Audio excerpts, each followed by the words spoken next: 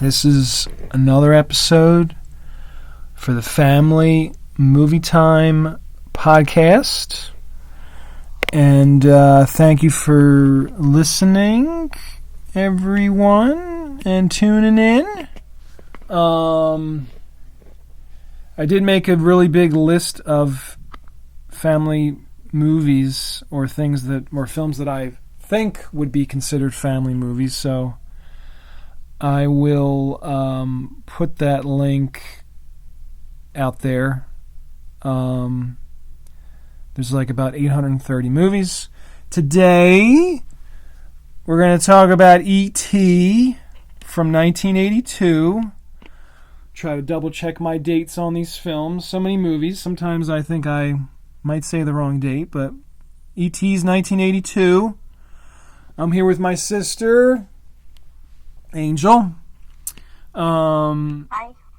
So I'll let you. We decided on E.T., so I'll let you talk about why that was one of the films that you selected. Go ahead. That movie,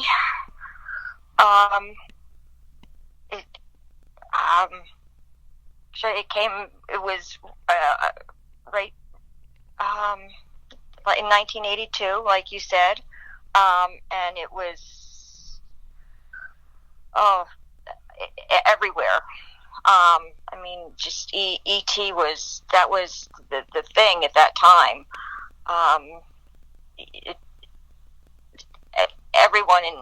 Everyone loved that movie, no matter what age group. I mean, it was a family movie, but it struck like everybody. There was never been a movie like that before. And just how they, I guess Steven Spielberg, I think, right? Yeah. The whole plot of the movie, how he got this little boy to find the alien, and how they became friends, and then E.T. was kept at the little boy's house, and then the little boy told his family, and then it became a big government propaganda. The government found out and wanted the extraterrestrial. So then they tried to kidnap the little boy to get to the alien, and it was just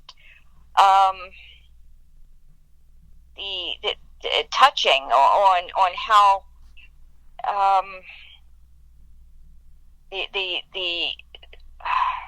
how they cared about each other. It just how they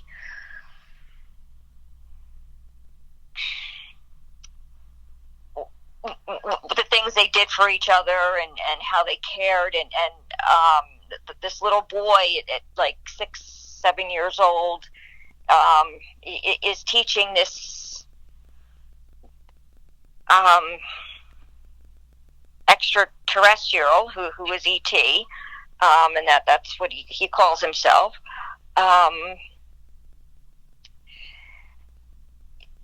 It is teaching him things. And then he shows the little boy shows his younger sister, who at the time was played by Drew Barrymore, at a young age, and she was probably about 6 years old at that time.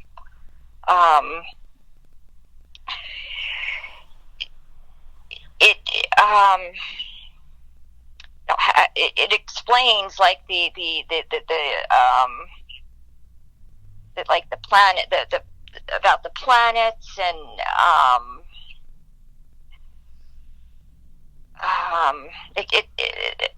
it's so heartfelt, how um, they stick together, and they take care of this little creature, and then ultimately the creature finds its way back. The little boy and his family find a way to connect to the other universe, to for ET to get back, and it's just really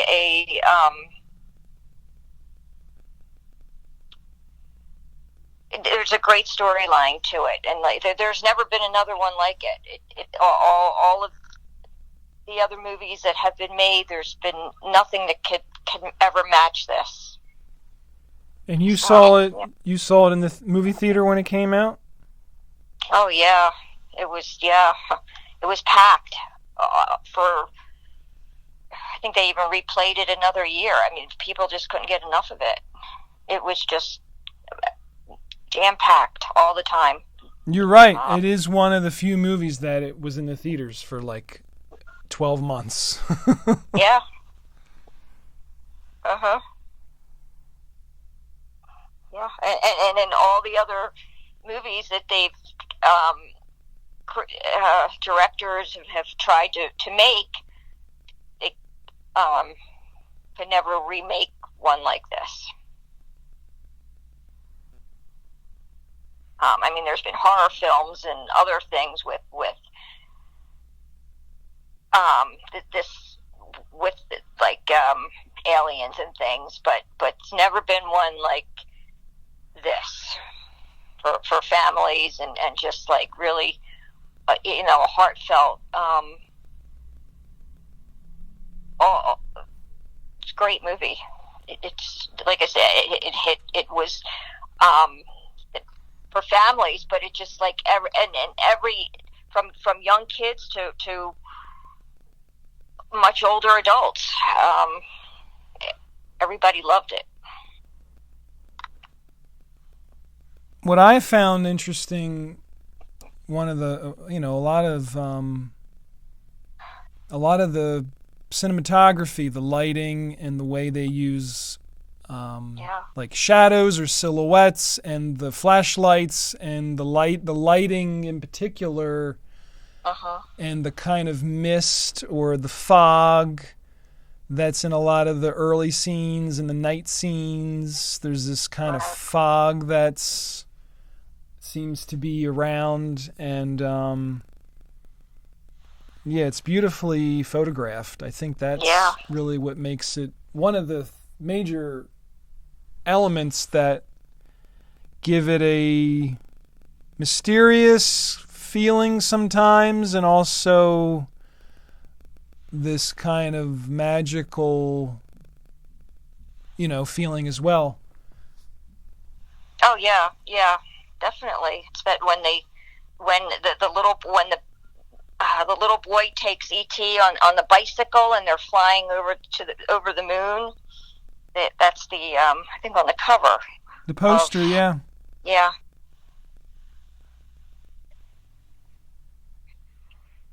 Have you seen it many times over the years, or what's your kind of memory of different times you've watched it? Oh my, it's been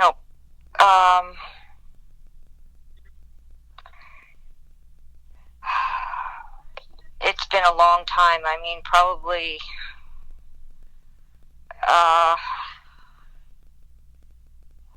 30 years at least. I probably haven't seen it. And that's one movie, like it's never been replayed, and they should. It's never been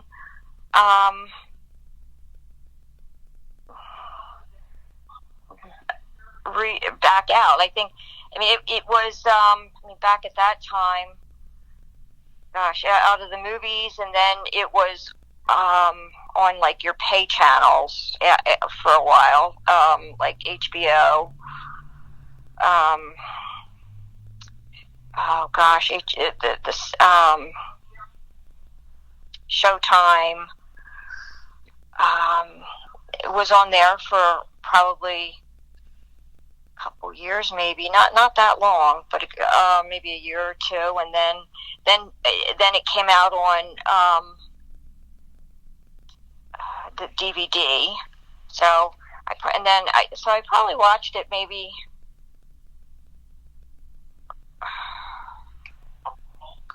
at least, oh gosh, maybe 5 times or more or so. Mm-hmm. After the movies from the pay channels, and then from the VHS. Right. The VHS. And I think the original VHS release, it was a green tape. Yeah. Yeah. Do you think, is E.T. a plant, or is it a flesh being? What do you think? It's definitely like some sort of flesh being, and it's not a plant. I don't think at all. No, I think it's definitely like an alien of some type. Yeah.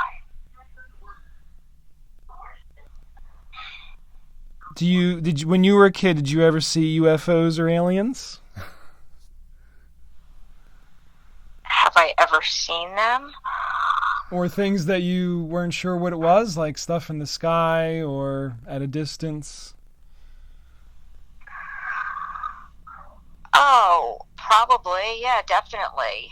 And I think, after that movie came out, everybody was kind of like thinking something was there and seeing things. That definitely like made you think about, like, when you would look up there at the sky and see things. Yeah.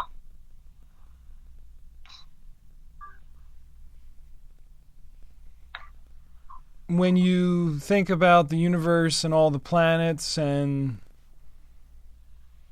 the Earth, and how does that feel? What is your, like, conception of all that, or does it seem a certain way? Does it seem a certain way? Well, I think, we're only one planet, right? And there's many more, and there's many that haven't been able to we're not even able to get to, and it has been claimed that there's been real sightings and definite proof of other beings. So yeah, it's there. I think it's there. That's kind of, there's Or is it a possibility, maybe? I think so. Yeah. There's a lot of on the like Discovery Channel now, and the History Channel. They have a lot of episodes about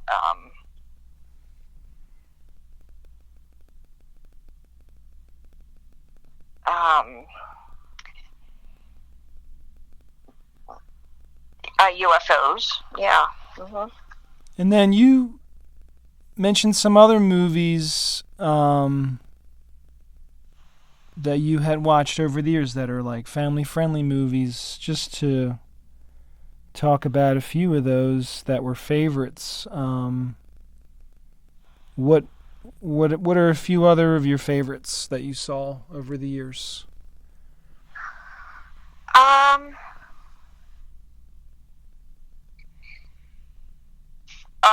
From like any year, or from, which? When you think back of like family-friendly movies, which others are your favorites? Like besides E.T., what kind of stands out that you felt like you maybe learned something from it, or it was really entertaining and it was fun to watch or exciting to watch? Let's see. Well, from Could be from any decade, but just, movies that from, really you kind from of, any that stayed with decade. you. Yeah.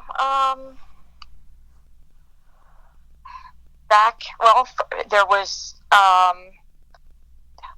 Disney's Bed Knobs and Broomsticks was good way back, and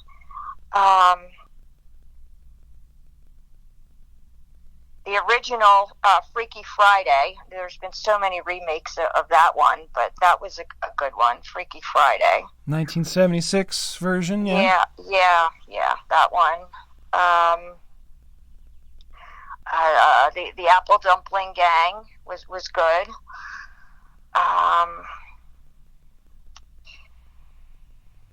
Oh gosh, A Candle Shoe. There was one. That was another one.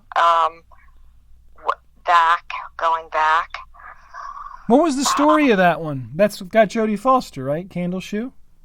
Candle Shoe, yeah. What do you remember about that one?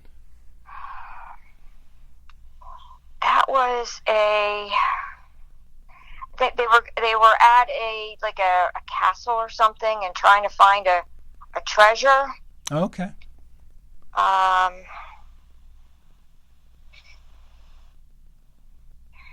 It was trying to. And Jodie Foster, she's like, I guess, a teenager or close to that. Close to it, yeah. Close to it. It was funny. It was a comedy.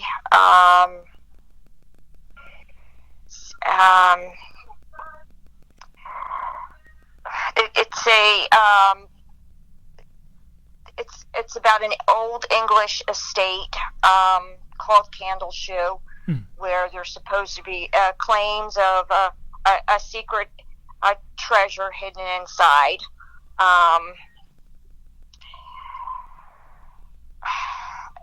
And these con artists are trying to get in on it, and they try to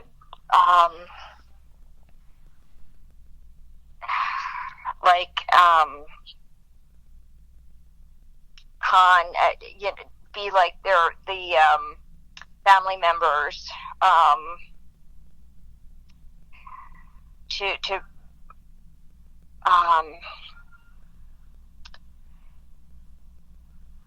get in to try to find the treasure. But then then they have the Jodie Foster has a change of heart and wants to follow the rules and says that this is a con and tries to stop the cons from stealing the treasure and helps the authorities. But it was very funny. It was a really good movie.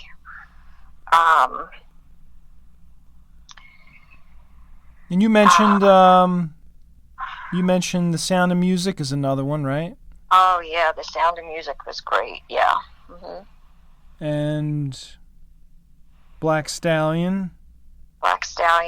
Yeah.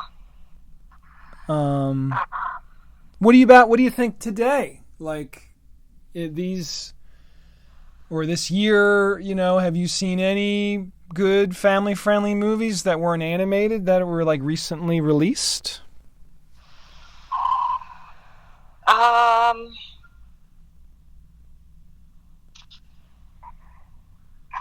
There was a good one. It's not recent, but it's not that old. I guess it was.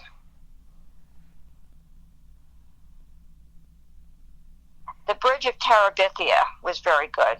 Oh yeah, and that there's the version from 2000. I forget exactly, maybe Yeah, 7 or 8. I'm guessing, something like that. Yep. and then Hmm. there's a version from 1985 that was a made-for-TV version. Oh, I just okay. watched that one, part of my research, I I didn't know that one. and the 1985 one is only I think an hour long because it was for TV. I remember reading that book as a kid. Oh, really? Yeah, like at a young age, maybe at school or I got it from the library at school. Did you ever read the book? No, I didn't. No, but no, I seen the 2006 movie. Oh gosh, a lot. And I had the DVD of it too. Oh, yeah, that Um, one's good. I liked both versions. I think they did a good job with those. yeah. Um, And you also mentioned The Wizard of Oz. the Wizard of Oz. Yeah, yeah. Which they don't show anymore. I don't know why. You don't hear much about that anymore at all. It used to be on TV. That and The Sound of Music every year. Oh, From I guess during the 70s and until maybe the early to mid 80s. Um, every year during a certain time, it might have been, I think maybe The Wizard of Oz. I want to say before Halloween, but I don't remember. Every year it was on like a Channel 6. They would have it every year, and The Sound of Music too. That might have been like right before Christmas or something. They had it every year, just like they play the Ten Commandments right before Easter. But then they stopped. It got stopped. I don't know why, but you barely hear of either one anymore. And they're great movies with great stories, and a lot of kids can get a lot out of those movies. what about you also mentioned there's another remake, Around the World in 80 Days.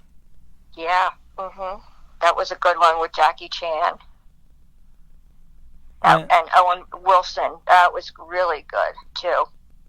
Have you seen that one? yeah, That was good. I will honestly say I tried to watch the original from the early 60s for Around the World in 80 Days. And it's very, very slow. I mean, it's like three Yeah. hours or over 3 hours. Did you ever see the original? No, I didn't. Woo! It takes a Yeah. while to get started. There's a lot of just scenes where they're meeting and talking and talking and meeting.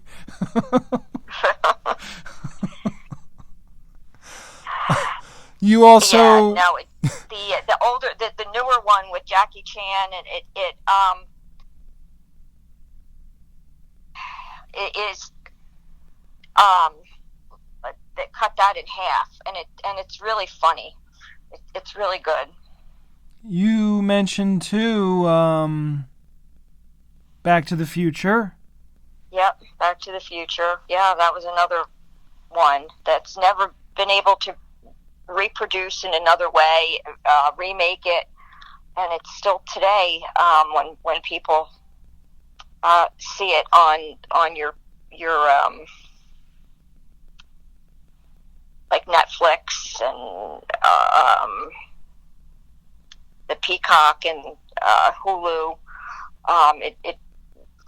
It's a favorite. Still a favorite today with people. Do you think Willow? Now I remember I haven't seen Willow in a while. The original Willow movie. Would you say is that a family movie or a movie for kids? It's got some dark stuff from what I remember. I still think it's a family movie. Yeah, Okay. yeah. And then Indiana Jones, Raiders of the Lost Ark, you mentioned too. Oh yeah. Yeah. Um, There's um, Terabithia, Narnia. Oh yeah, Um, The Chronicles of Narnia. Narnia. Yeah, that's another good one. Narnia. Um, that's a great one. Did you ever have any ideas for like like a story for a movie yourself that you came up with, or that you think would be a good movie for like a family-friendly movie? Is there any? Did you ever think about that over the years?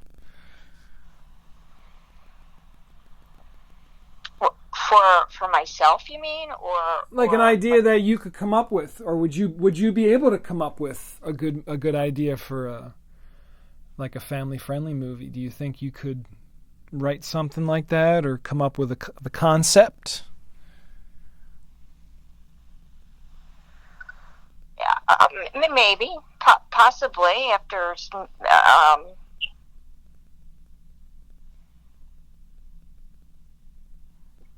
of many things that I've seen.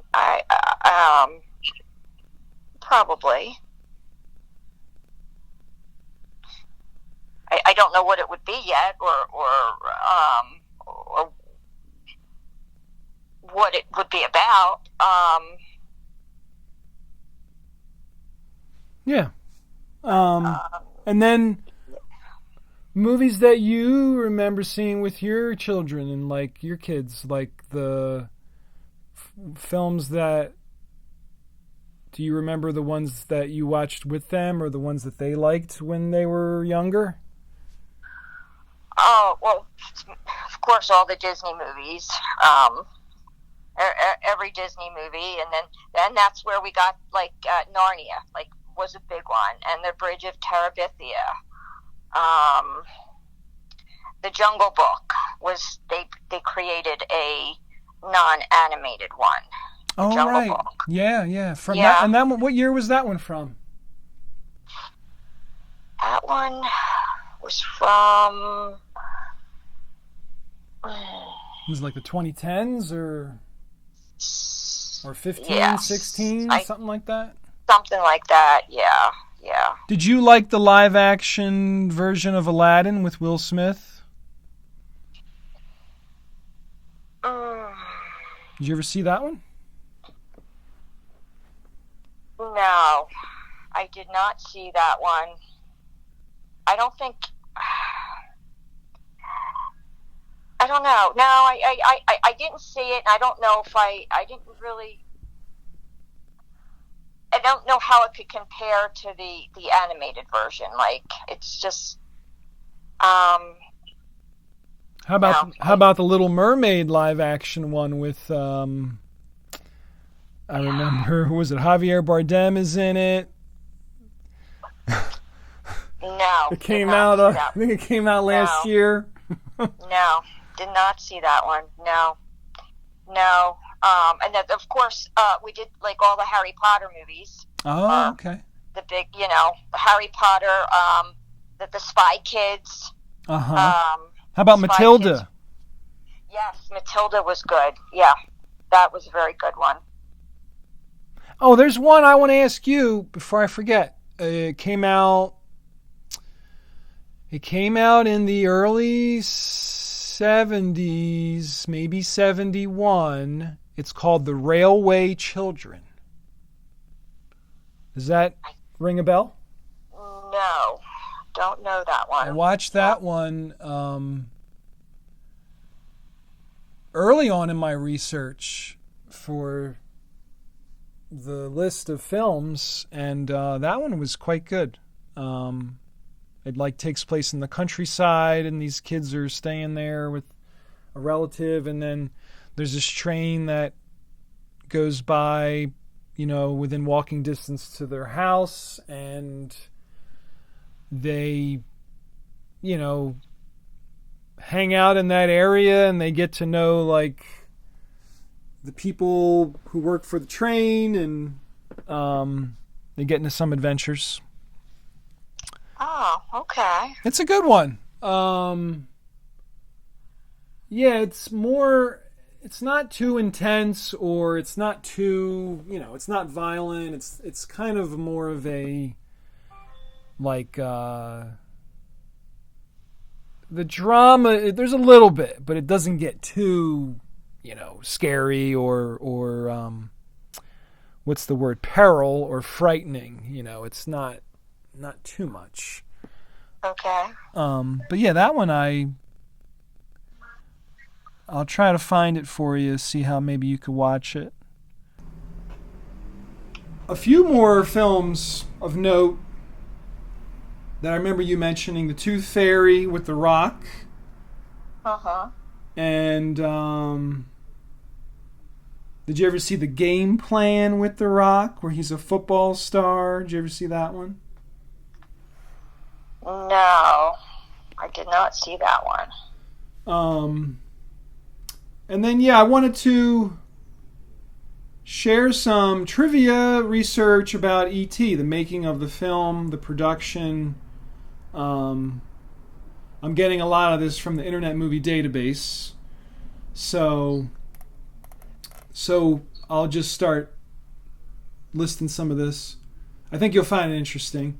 So most of the full-body puppetry was performed by a 2-foot, 10-inch tall stuntman, but the scenes in the kitchen were done using a 12-year-old boy who was born without legs.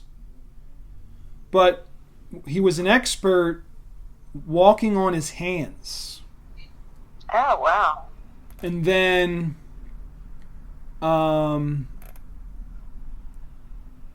with the music that's composed in the movie by John Williams, they had difficulties initially with matching the score, the music, to the film.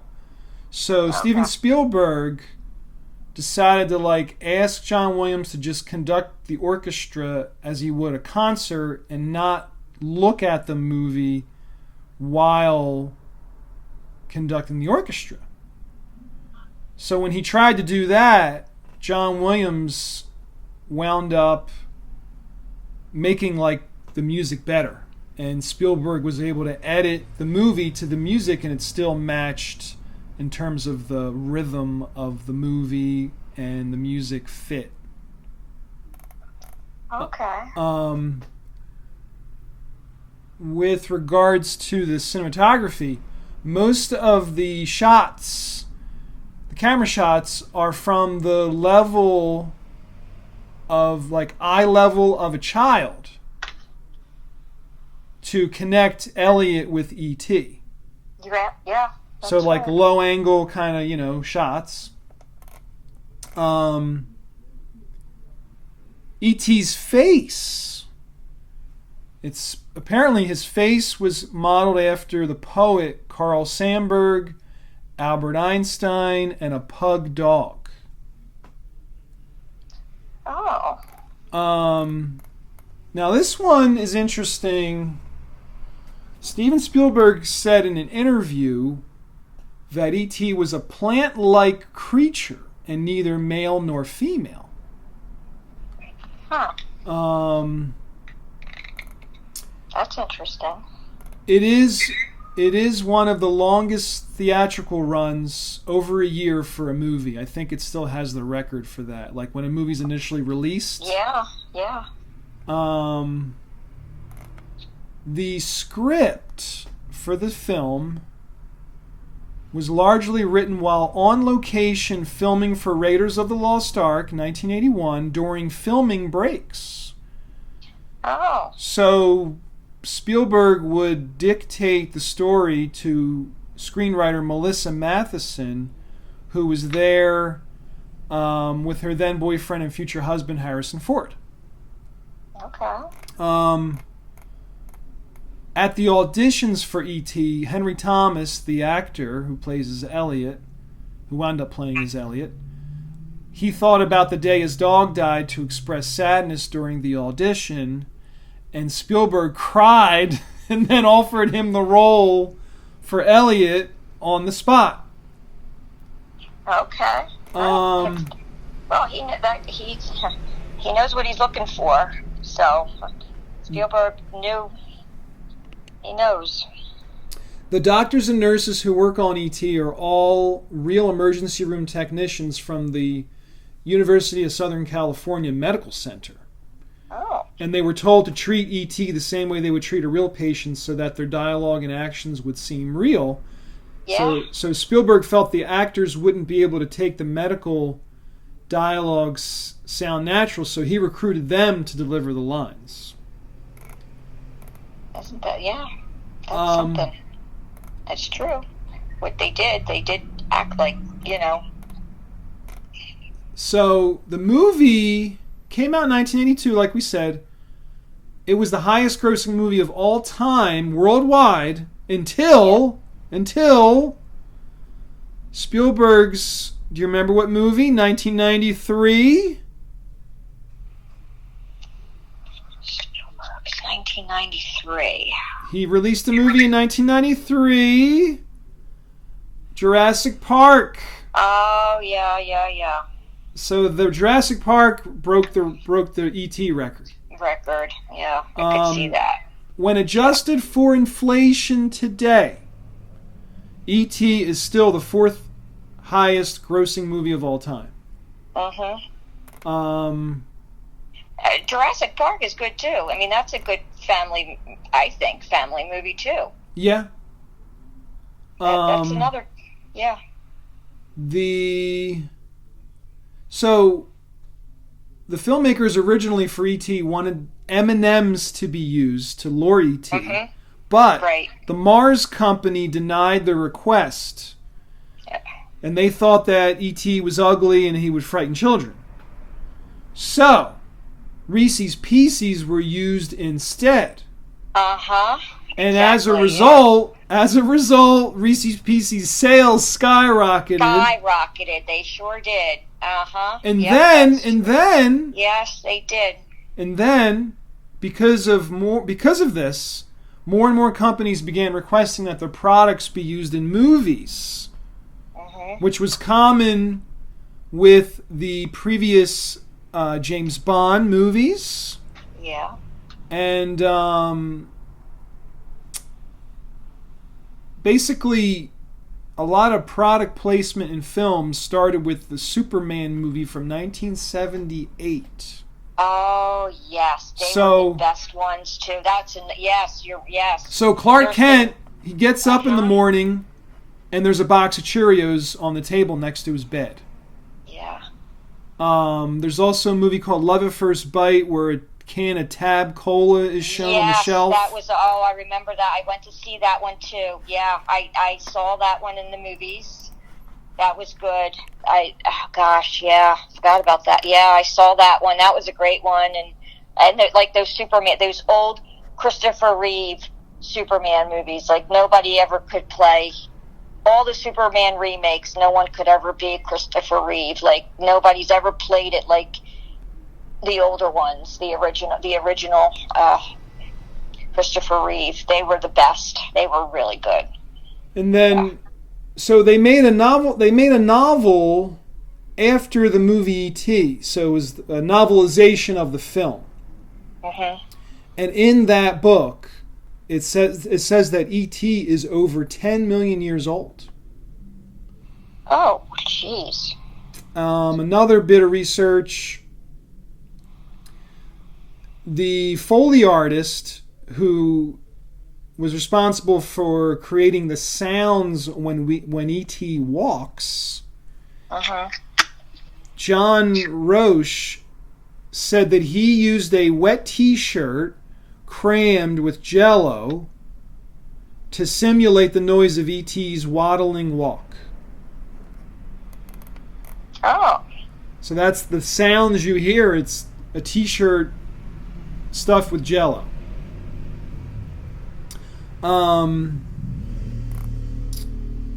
A couple more.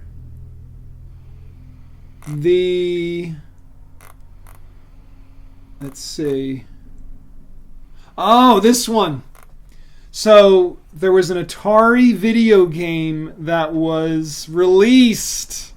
Yeah. Based on E.T. Yes, I think. Did you have that? I know didn't you have that? I'm not sure, but I don't know it was either.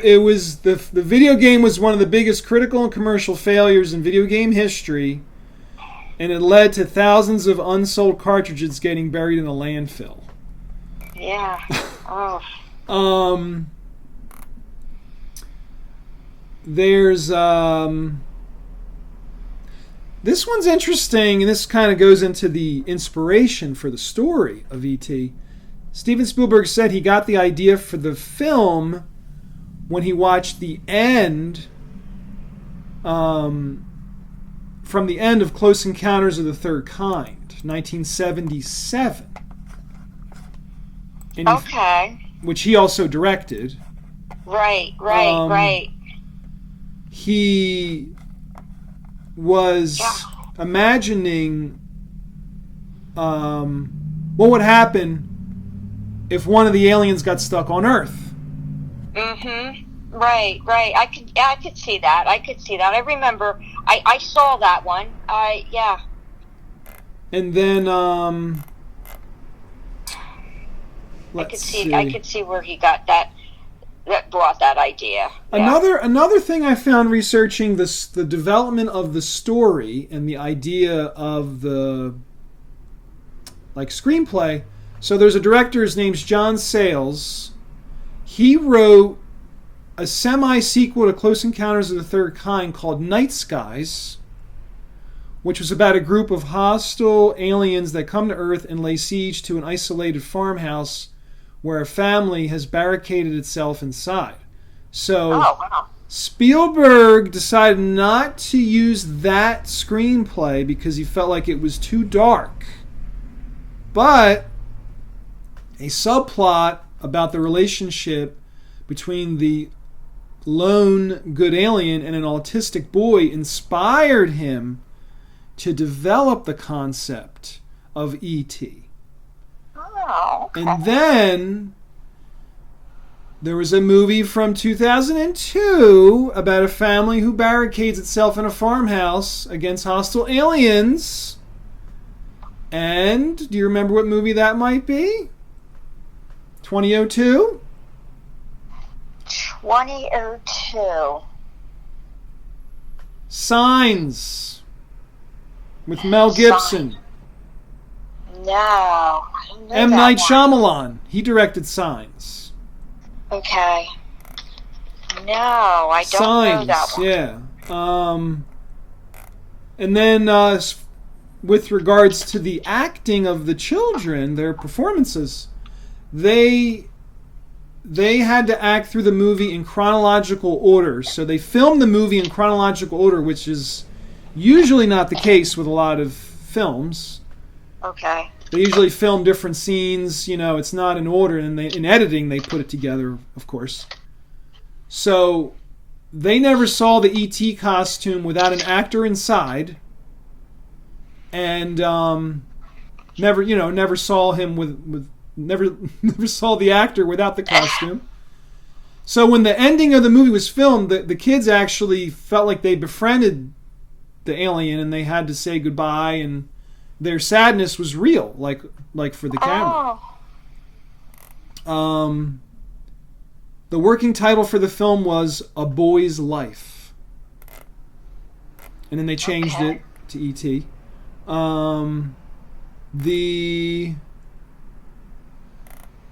The movie was not released on home video until 1988. Oh, wow. So it was 6 years until it was, and one of the reasons is Spielberg felt like he wanted the movie to be an event, like you would go to the theater with your family or your friends, and you would see this, you experience it in the theater. Right. So he really didn't want to release it for a while at all on home video.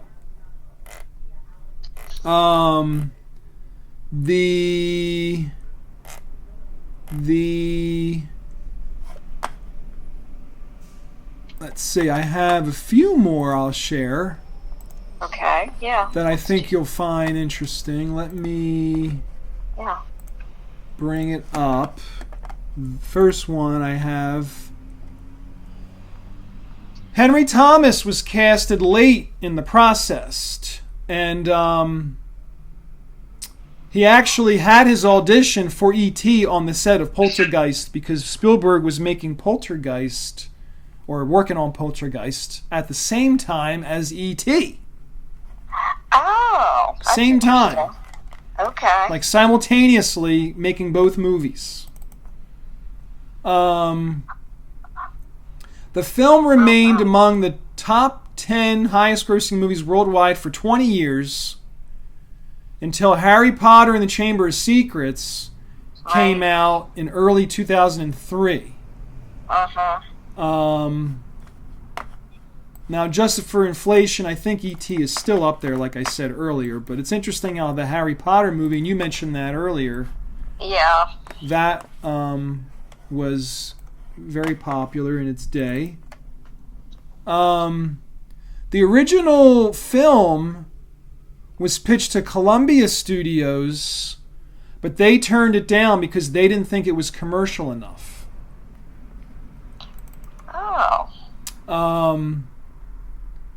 The shoes that Elliot wears in the movie is the same brand of Nike shoe worn by Michael J. Fox in Back to the Future. Yeah. Which Spielberg was the executive producer for. Yeah.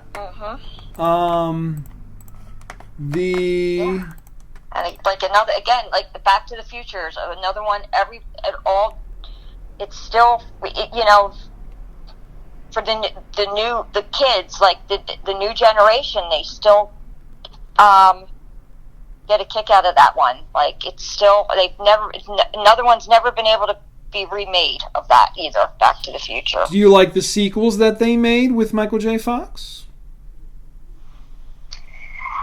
I do. I think after a while, though, it got to be. I guess there was the first few were good, but then after that, the third one, it kind of lost you. Yeah, or I just kind of didn't.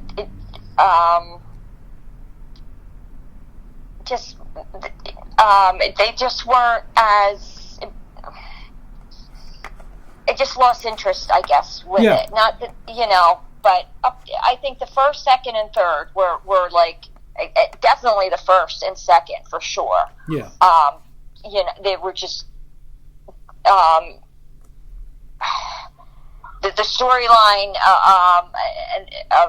and how they went back into the future. Like it's just and with the car,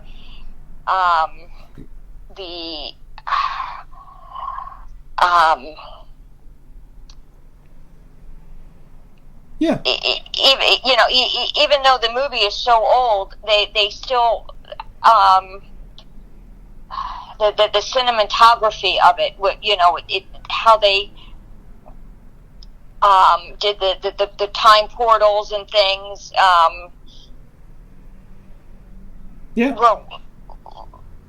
Were they weren't up. It's not like today where you had like it's easy to do. But back then, it fit the whole the whole story, the whole portrayal of it, of the story, and they didn't have the effects like they have today, but they still and it's what they were able to do with it back in that time. Yeah, and like they still today can't duplicate it with all new technology and everything that we have now. Still can't be remade the same way. That's what, yeah. The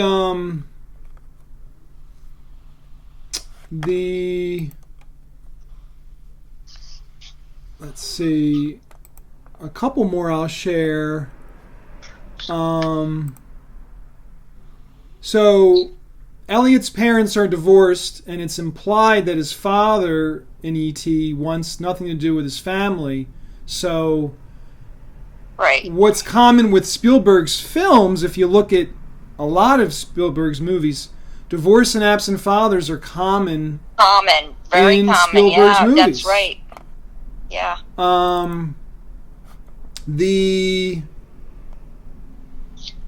We mentioned Raiders of the Lost Ark, so Yep. It's interesting. I didn't know this till I was doing this research. The prequel, Indiana Jones Temple of Doom, was darker than Lost Ark, and that actually led to the creation of the PG-13 rating. That movie. Oh. Because some of the content was deemed unsuitable for children under 13 years old. 13 years old. Yeah, yeah. So that one, I never knew that's how the PG-13 came to be. Right. No, that's interesting. Yeah. Can see that. Let's see. Oh, this one, there was a TV commercial seen by E.T. about long-distance phone calls. So at the time, Bell Systems' monopoly on telephone systems had recently broken up. So that created a large number of regional baby bells and compelled AT&T Bell to lease its long-distance lines to a variety of new providers. Right, right. So that's kind of interesting. Yeah, it did. Got just a couple more you might find interesting. And there was a lot too with like the finger, like the way when they would touch the ET's finger lit up. I forget what there was, but there was a lot of like different like the toy, and they came out with all different things where you could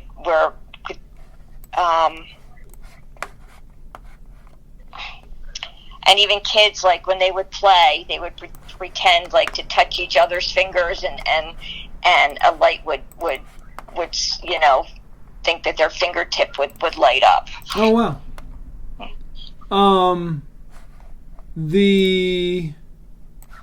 So a sequel was put together after E.T.'s massive critical financial success. In the sequel, the story, Elliot and his family are kidnapped by hostile aliens, and E.T., who is revealed to be over 10 million years old, and his name is mentioned as Zrek, Z-R-E-K, rescues them in this screenplay for the sequel.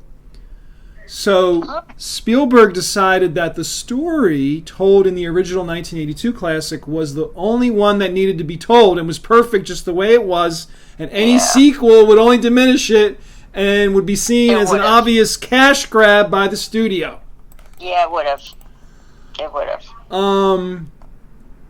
Another thing about the idea for the film, E.T., the original, the idea of the movie started with Francois Truffaut, the French director, suggested to Spielberg that he should make a film about children because he was a child himself. Oh. And Truffaut has a role in Close Encounters of the Third Kind.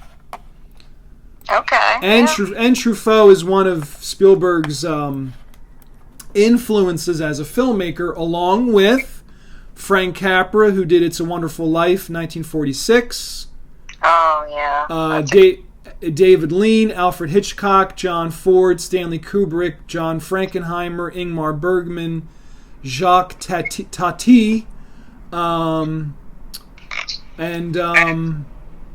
Spielberg was also influenced by Spencer Tracy for the characters in his movies, and the Twilight Zone original series influenced Spielberg. Okay, yeah. So those are, I think one of the most interesting things is the Elliot. So the characters in the E.T., Elliot, Michael, Gertie lost their fathers, so they look at E.T. as a father figure. I'll stop there with my research. That's a lot of stuff. No, they are. Yeah, there a lot of fathers are absent and not part of their in his movies. Oh. And to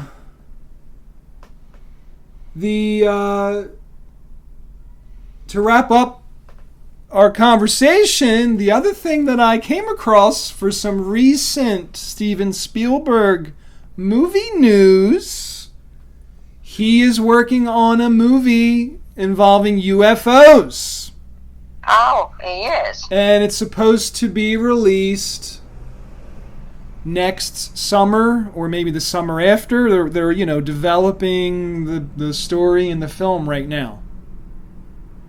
Is it a family film or is it like a PG-13? It'll probably be a PG-13.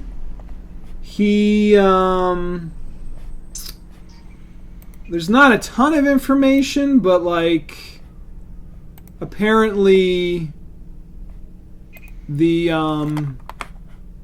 was just announced a couple weeks ago. So it's very, very, very recent news, and it's definitely going to focus on UFOs. So it's kind of interesting how the talking about E.T. and he's going to return and make another science fiction movie, right? With an original UFO movie. I could try to let me look at it here. So he also did War of the Worlds, obviously, Ready Player One. Those are science fiction movies. Right, yeah, I liked those. I think they're. I don't know if they're like they're for teenage. I don't think kids but yeah, they're really. I was into those. The War of the Worlds and. Yeah. They were good. The movie is still in development. There's not a lot really out there specifically about the story. Obviously, he did AI, Artificial Intelligence, Minority Report, and it's probably worth mentioning how his career as a director really started with Jaws in 1975. Mm-hmm. Well, I mean that movie, that was like his breakout film, basically. That was his, yeah. So, and he hasn't made a science fiction movie in a while. Did you see a movie called The Fabelmans? That was a recent film that he made 2022. No, it's I about. didn't see that. It's a semi-autobiographical story of Spielberg's childhood and journey to become involved in the film industry. Oh. That's one of his recent films, 2022. No, I didn't see that one, but Schindler's List was great. I mean, that was really good. Schindler's List and Saving Private Ryan, his other ones. The AI Artificial Intelligence movie, that's from 2001. That one's got maybe some similarities to E.T. in some ways. I didn't see that one. Yeah, it's that one's interesting. Stanley Kubrick originally was going to make the film, but it just didn't get developed further than, the writing, and Kubrick felt that computer-generated imagery was not advanced enough for the character in the story. So he gave Spielberg the story in 1995. Okay. And then it just, went from there, and then so it's kind of AI, Artificial Intelligence, 2001. Okay. That one's interesting. The 2016, the BFG. Oh, yeah! The Big Friendly Giant. Yes. Yeah, that one. I didn't know he did that one. But yes. Yeah, that was a good one. Amistad, The Color Purple. Yeah. The Empire of the Sun, Hook, Lost World, Jurassic Park, of course, the sequel to Jurassic Park, Catch Me If You Can, The Terminal, Munich, Lincoln, War Horse, The Post, West Side Story. He did the 2021 West Side Story. Yeah, I did not see that one. His first movie ever was 1971, Duel. And then he did Sugarland Express, and then Jaws was 75. There's a movie called 1941 that he made in 1979 that's maybe kind of forgotten. That's an interesting one. There's one called Bridge of Spies that I don't remember seeing. That's got Tom Hanks. It's a historical drama. Okay. Set during the Cold War. The Post with Tom Hanks. That's 2017. We said War of the Worlds, I think. The Terminal. That's another one. The Terminal. The Terminal, yeah. With Tom Hanks. Obviously a lot of Tom Hanks movies. What about Hook? Before we go, is that one that you liked? Hook, 1991? Hook was good, yeah. Yes, we watched that. That's a good one with Robin Williams. Yeah. Did you ever see Finding Neverland, the one with Johnny Depp, which is about the author of the original Peter Pan story, like how he got inspired? Yeah, that was good. I just saw that recently. I liked that one. That was nice. That was good, yeah. Anything else before we go? Thanks for your time. I appreciate it. Oh, sure. Yeah, thanks for having me. I think it was I enjoyed it. Yeah, anytime. Well, maybe I'll have you back for another episode. That would be great. I would love to do it with you. Sure. All right, well, thanks for listening, everybody. If you have some suggestions, movies you want future episodes, let me know. If you want to be part of a future episode, maybe that could happen too. Let me know. The list of movies that I made, I have it on Letterboxd. So it's basically, if you go to letter and then boxd.com, and then it's Family Movie Time. So it's letterboxd.com/Family Movie Time. I have my list of,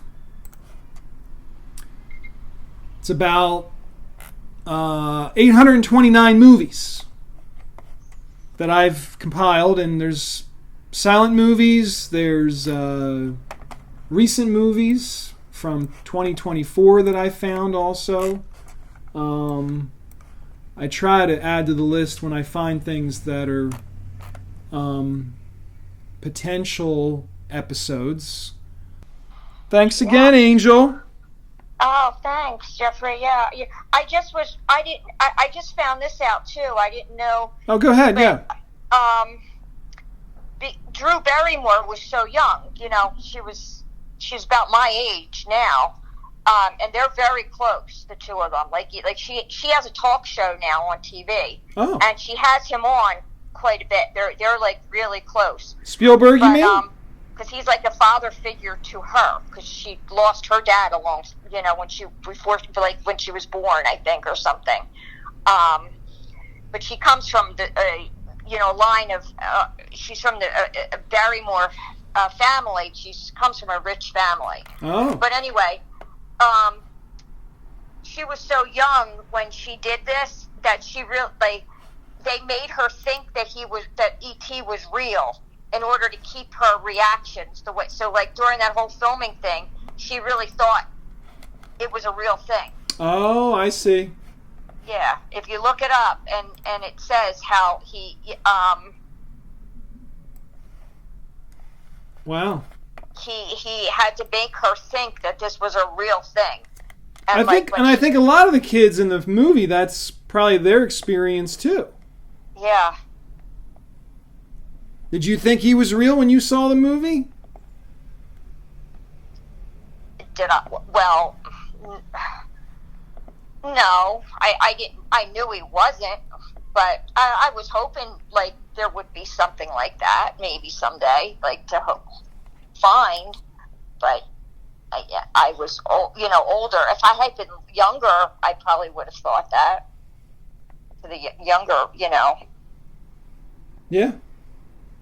But yeah. Well, hopefully it'll come out in the theaters again. Maybe they'll re-release it sometime soon and check it out again. I'd like to see it in the theater again. That'd be fun. That would be nice. Yeah, that would be nice. Well, yeah. Thanks again. It was fun chatting about the movie. Yeah, it was fun. Yeah, thank you. And I'll talk to you soon. But it was fun, and thank you. And let me know again.